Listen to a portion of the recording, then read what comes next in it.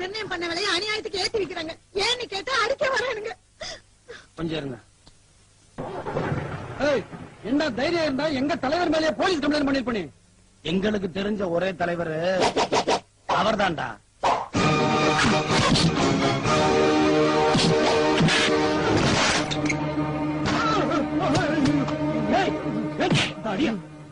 அடிச்சிட்டு வர அடி வாங்கிட்டு வந்து நிக்க. ஐயோ தலைவரா ரெண்டு கண்ணு கலங்கி போச்சுங்க. போய் அடிறாவன எங்க நிக்கிறான்? ஓ எய்தாப்ல தாண்ட நிக்கிறான். ஐயோ ஐயோ ஏய் அடிச்சு கை கால உடைச்சு போட்டு வீட்டுக்கு வந்து சேருங்கடா.